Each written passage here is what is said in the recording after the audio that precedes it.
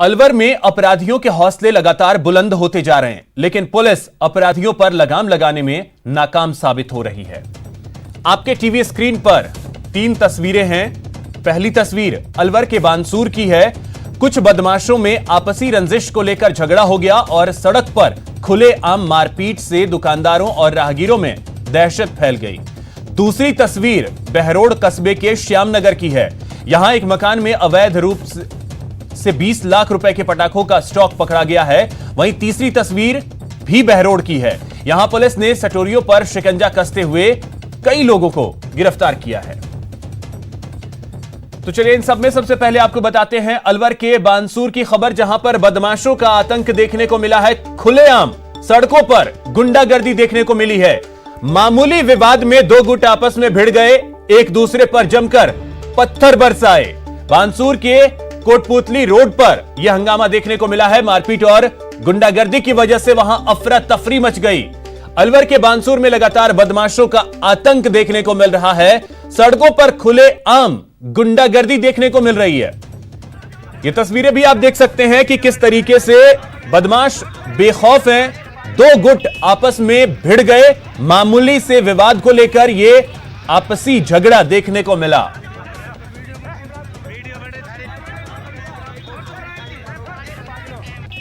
राजेंद्र हमारे सहयोगी अधिक जानकारी के साथ जुड़ गए हैं। राजेंद्र, वजह क्या थी कि इस तरीके से तस्वीरें देखने को मिली?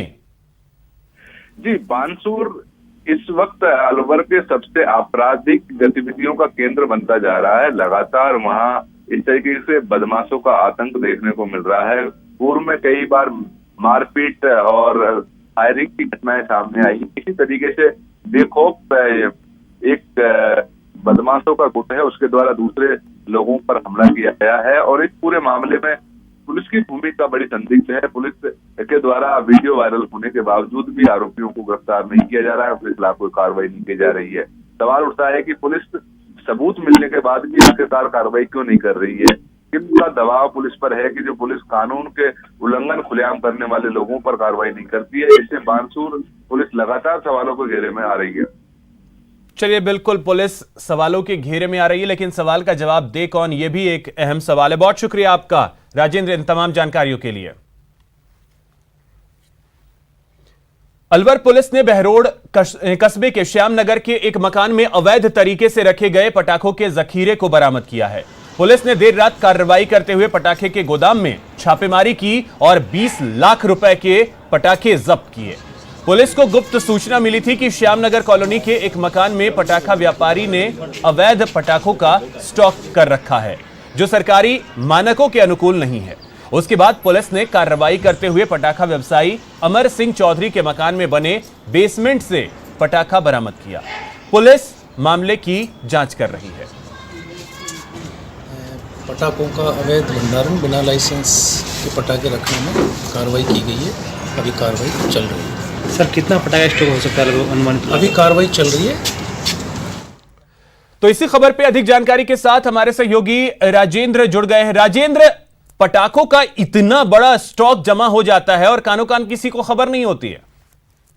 जी, सबसे बड़ा सवाल है कि पटाखा दिल्ली एनसीआर में अलवर आता है। एनसीआर क्षेत्र में पटाखों की बिक्री पर पाबंदी है, उसके बावजूद बिना लाइसेंस के 20 लाख रुपए के पटाखे किसी व्यवसायी के पास मिलते हैं और वो उसका कोई लाइसेंस नहीं है। इससे बड़ा सवाल उठता है कि उसके द्वारा आवासीय रिहायशी कॉलोनी में ये स्टॉक जमा कर रखा। अगर किसी वजह से इसमें आग लग जाती या कोई हादसा होता तो एक बड़ा हादसा क्षेत्र में हो सकता है। इस तरीके की जो कार्रवाई है उस पर पुलिस को सूचना मिली थी। उसके बाद पुलिस ने कार्रवाई को अंजाम दिया और करीब 20 लाख रुपए के पटाखे जब्त किए हैं।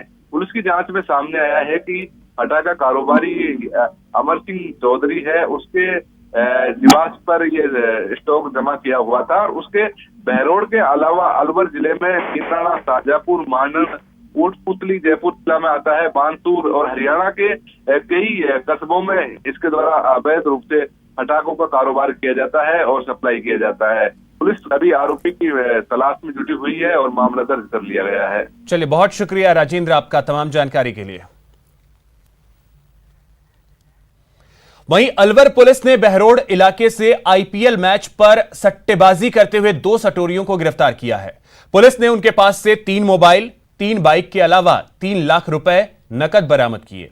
साथ ही सटोरियों के पास से बरामद रजिस्टर में लाखों के सट्टे का हिसाब किताब भी मिला है।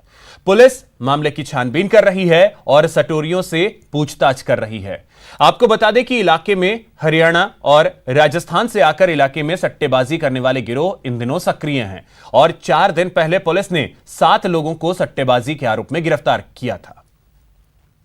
बड़ौद में आईपीएल मैच का बड़ा सट्टा चलता है, जिसमें हम काफ़ी दिन से लग रहे थे। आज हम उसमें कामयाब हुए और एक एलईडी, 3 मोबाइल, लगभग 43,000 के आसपास की नकद राशि और 2-3 लाख रुपए का हिसाब किताब सट्टे का फिलहाल 2 लोगों को गिरफ्तार किया है। 3 बाइक, 1 क्रेटा ये भी जब्त किए। मौके से कार्रवाई भी जारी है।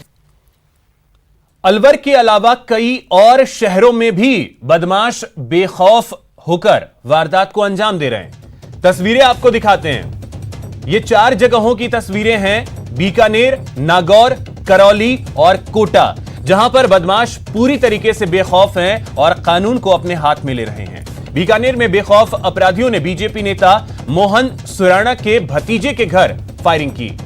वहीं नागौर में 3 युवकों की पेड़ से बांधकर जमकर पिटाई की गई। उधर करौली में राजकीय चिकित्सालय के पास में कोचिंग में पढ़ने जा रही छात्राओं से छेड़छाड़ करना एक मनचले को भारी पड़ गया। वहीं कोटा के दादाबाड़ी इलाके में पिता पुत्र पर सरिये और लोहे के पाइप से हमला कर दिया गया। तो सबसे पहले आपको बीकानेर के बारे में बताया, जहां पर बेखौफ पूरी तरीके से बदमाश हैं और बीजेपी नेता मोहन सुराणा के भतीजे के घर पर फायरिंग कर दी। घर के सामने सभी अपराधी पहुंचे और ताबड़तोड़ फायरिंग कर दी। पुलिस गश्त के दौरान ही देर रात इस वारदात को अंजाम दिया गया। गंगा शहर थाना इलाके की यह घटना है। सीसीटीवी में कैद हो गई है यह वारदात। बदमाशों की तलाश अब पुलिस कर रही है। यह सीसीटीवी फुटेज आप देख सकते हैं कि कैसे यहां पर फायरिंग ये बदमाश कर रहे हैं। इसका सीसीटीवी फुटेज सामने आया है। इसके बाद इसी सीसीटीवी फुटेज के आधार पर अब पुलिस इनकी तलाश में जुटी है। सतवीर हमारे सहयोगी अधिक जानकारी के साथ जुड़ गए। सतवीर, क्या जानकारी है? ये बदमाश लोगों की पहचान हो पाई है और क्या कारण है, किस तरीके से फायरिंग की गई है? हाँ जी, बिल्कुल आपको बता दूं कि पूरी तरीके से जो बदमाश है वो बेखौफ होकर वारदात को अंजाम दे रहे हैं। जिस तरह से सीसीटीवी में साफ तौर पर नजर आ रहा है कि एक के बाद एक करीबन 5 से 6 फायर हैं वो घर के सामने किए हैं। आपको बता दें कि भाजपा जिला महामंत्री मोहन सुराणा के जो भतीजे हैं उनके घर के सामने जो फायरिंग है वो हुई है और इसके साथ ही इन्होंने जो गाड़ी है उसको भी आग लगाने की जो कोशिश है वो यहाँ पर की थी। और बेखौफ जो बदमाश है वो साफ तौर पे यहाँ पर अपनी जो दबंगई है वो दिखाते हुए नजर आ रहे हैं। आपको बता दें कि इससे पहले इन बदमाशों ने उनके जो भतीजे थे नरेंद्र सुराणा उनको व्हाट्सएप से धमकी भी दी थी और इसके साथ ही जो फोन पर भी उनको धमकाने का जो प्रयास है और जान से मारने की जो धमकी है वो दी थी। और उन्होंने कहा था कि इसके बाद में जो ये जो घटना है वो उसके लिए भारी पड़ेगी। तो उसी के थोड़ी देर बाद में इस तरह से 2 बदमाश हैं जो बाइक पर आते हैं और उसके बाद में घर के सामने ताबड़तोड़ तरीके से जो फायर है वो करते हैं। सूचना के बाद में जो पुलिस के जो आला अधिकारी है वो मौके पर पहुंचे और जो सीसीटीवी कैमरे हैं उसके आधार पर बदमाशों की जो तलाश है वो की जा रही है। लेकिन जिस तरह से बीकानेर की बात कर लूं, बीकानेर में जिस तरह से बदमाशों का जो खौफ है वो पूरी तरह से बढ़ता हुआ जा रहा है, उससे कहीं ना कहीं साफ तौर पर नजर आता है कि पुलिस की जो गश्त है वो कहीं ना कहीं इन बदमाशों के ऊपर पूरी तरह से साफ नजर नहीं आ रही है, जिसके कारण से ये बदमाश बेखौफ होकर वारदात को अंजाम दे रहे हैं। सतवीर, तो क्या वजह कुछ सामने आ पाई है? राजनीतिक रंजिश या कोई और वजह? जी बिल्कुल, अभी तक जहाँ तक जो बात हमारे सामने आई है वो अभी तक यही है कि कोई ये जो नरेंद्र जो सुराना है ये अनाज की जो मंडी व्यापार है वहां पर करते हैं और उसी को लेकर कोई रंजिश है वो। चलिए, बहुत शुक्रिया सतवीर आपका तमाम जानकारी के लिए। तो बीकानेर में अपराधी पूरी तरीके से बेखौफ हैं। अब नागौर के 3 चोरों की गांव वालों ने जमकर पिटाई कर दी। यह वीडियो अब वायरल हो रहा है। ये तस्वीरें आप देख सकते हैं। यह मामला डेगाना उपखंड के निम्बोला खुर्द गांव का है, जहां गांव वालों ने 3 युवकों को चोरी करते रंगे हाथों पकड़ने के बाद कानून अपने हाथ में ले लिया। इन तीनों को पेड़ से बांध दिया और उसके साथ जमकर मारपीट की। इस दौरान भीड़ तमाशबीन बनी रही। कुछ लोग तो जांच अधिकारी बनकर आरोपियों से पूछताछ भी करने लगे। इस घटना का वीडियो सोशल मीडिया पर अब वायरल हो रहा है, जिसके बाद पुलिस हरकत में आई है और मामला दर्ज कर जांच शुरू कर दी है।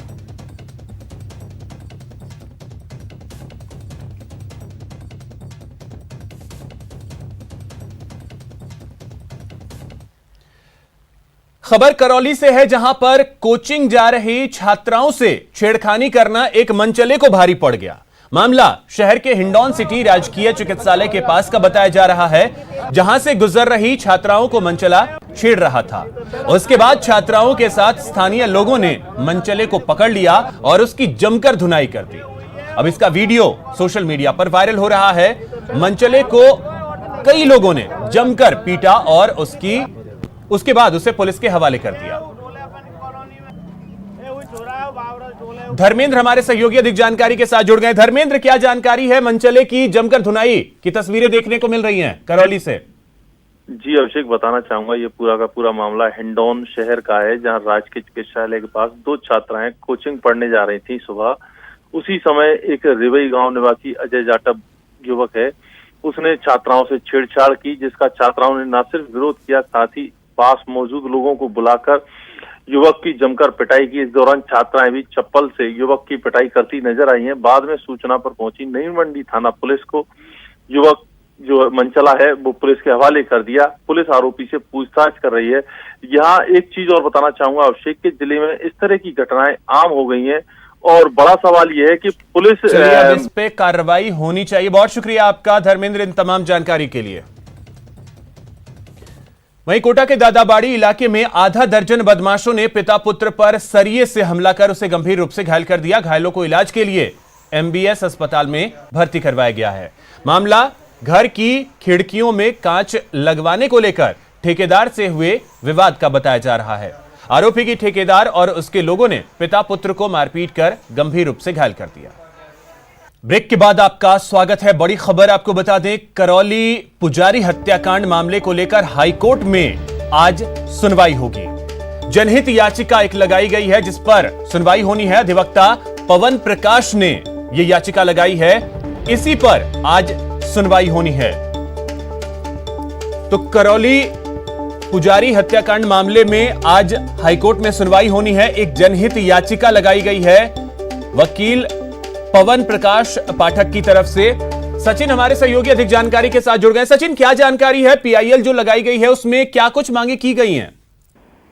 देखिए, ये जो पीआईएल अधिवक्ता पवन प्रकाश पाठक ने लगाई है, ये सुप्रीम कोर्ट के अधिवक्ता है और उन्होंने एक लेटर पिटीशन सीजीआर को भेजी थी, चीफ जस्टिस राजस्थान को भेजी थी। उसमें मांग की गई थी कि इस पीआईएल इस लेटर पिटीशन को as a writ petition entitle किया जाए और इसको माना जाए, तो सुनवाई की जाए। इसमें मांग की गई थी कि एक तो पुजारी परिवार को सुरक्षा दी जाए, पूरे मामले को लेकर जितने भी आरोपी हों की जल्द से जल्द गिरफ्तारी निर्देश दी जाए, वहीं किसी भी सेंट्रल एजेंसी के जरिए इस पूरे मामले की जांच करवाई जाए, निष्पक्ष जांच इसकी करवाई जाए। इस तरह की प्रेयर इस पूरे मामले में की गई थी और कोर्ट ने इस लेटर पिटीशन को एज ए रिट पिटीशन जो है रिकॉर्ड पे लिया है और पीआईएल मानते हुए आज इस पूरे मामले में वीसी के जरिए जस्टिस सबीना की जो खंडपीठ है वो सुनवाई करेगी। चलिए, बहुत शुक्रिया सचिन।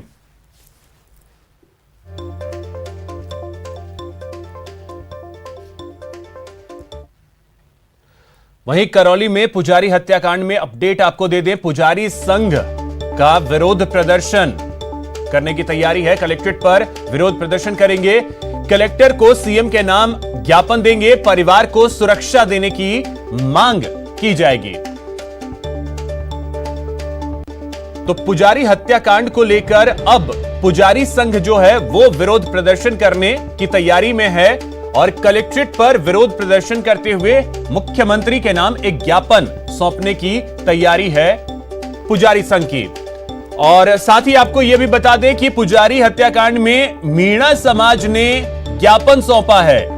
एसडीएम को मुख्यमंत्री के नाम ज्ञापन सौंपा गया है और मामले की निष्पक्ष जांच करने की मांग की गई है। तो मीणा समाज ने भी ज्ञापन सौंपा है और इसमें मांग की गई है कि निष्पक्ष जांच हो मामले की।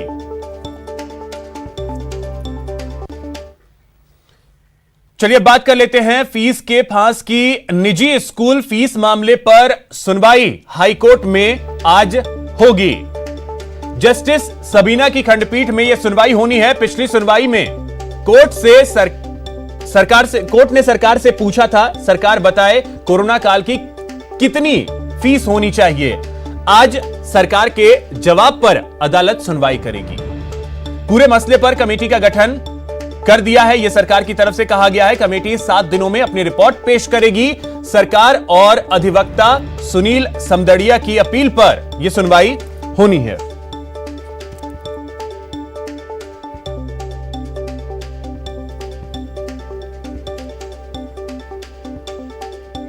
तो यह बड़ी खबर आपको बता दें कि आज सुनवाई होनी है। अब सरकार की तरफ से जो जवाब दिया गया है उसके ऊपर सुनवाई आज होगी। निजी स्कूलों के फीस के मामले को लेकर हाईकोर्ट में सुनवाई आज होनी है। जस्टिस सबीना की खंडपीठ में इसकी सुनवाई होगी। और अहम सवाल यह है कि जो पूछा गया था कोर्ट की तरफ से कि कोरोना काल में फीस क्या होनी चाहिए। सचिन हमारे सहयोगी अधिक जानकारी के साथ जुड़ गए। सचिन, क्या जानकारी है, सरकार की तरफ से क्या जवाब दिया गया है और सुनवाई को लेकर क्या अपडेट? बिल्कुल, देखिए अभिषेक, राज्य सरकार से पूछा गया था कि कोर्ट सरकार से ये बताए कि कोरोना काल में कितनी फीस ली जानी चाहिए। देखिए, सरकार सीधे तौर पर फीस निर्धारित नहीं कर सकती है, लेकिन अपना सुझाव जरूर दे सकती है। वही सुझाव मांगा है कोर्ट ने कि सरकार बता दें, क्योंकि देखिए जो अपील करता है अधिवक्ता सुनील समदड़िया, उन्होंने पिछले सुनवाई में प्रपोजल पेश किया था राजस्थान हाईकोर्ट के सामने, जिसमें उन्होंने कहा था कि इस सेशन की 50% फीस जो है स्कूल चार्ज कर ले, जो कि पिछले साल जो फीस ली जाती थी उसके आधार पर 50% फीस चार्ज कर दिया जाए। और वही जो अगले साल यानी जो नया सेशन शुरू होगा अप्रैल से, उसकी जो फीस है वो फीस एक्ट के तहत निर्धारित की जाए, तमाम प्रावधानों को ध्यान में रखते हुए। लेकिन स्कूल संचालकों ने इस बात को मानने से इनकार कर दिया था। तब कोर्ट ने राज्य सरकार पर ये बात डाली थी कि सरकार ये तय करके बताए कि कितनी फीस ली जानी चाहिए। उसे लेकर सरकार ने कमेटी का गठन कर दिया। शुक्रवार को कमेटी बनाई गई थी। राजस्थान हाई कोर्ट के अंदर शपथ पत्र पेश कर दिया गया है और कोर्ट से समय मांगा गया है कि उन्हें 7 दिन का सक्रिय।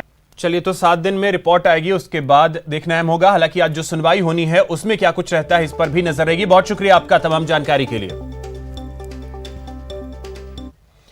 वहीं जयपुर से एक बड़ी खबर आपको बता दें, फीस जमा नहीं होने पर टीसी रोकने के मामले को लेकर हाईकोर्ट से 2 छात्राओं को अंतरिम राहत मिल गई है। कोर्ट ने स्कूल प्रिंसिपल को निर्देश दिए हैं कि तुरंत प्रभाव से दोनों छात्राओं को टीसी जारी कर दिया जाए।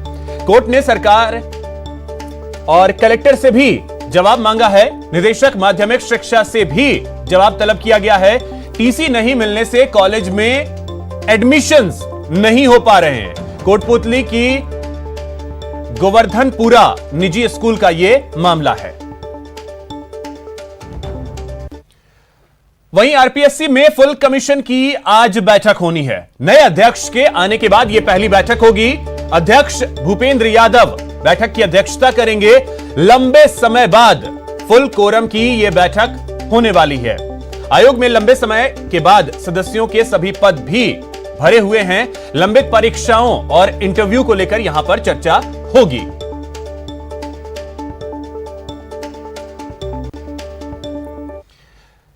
वहीं आपको बता दें कि सहकारी कर्मचारियों का कार्य बहिष्कार जारी है। मांगों को लेकर 16 अक्टूबर से यह कार्य बहिष्कार कर रहे हैं। राजस्थान सहकारी कर्मचारी संघ का यह आह्वान था, जिसके बाद कर्मचारी जो हैं वो कार्य का बहिष्कार कर रहे हैं। आज शाखा स्तर पर काली पट्टी बांधकर धरना देने का कार्यक्रम है। धरने के बाद ब्लॉक स्तर पर ज्ञापन सौंपे जाएंगे। उपखंड अधिकारी, तहसीलदार और शाखा प्रबंधक को ज्ञापन दिया जाएगा।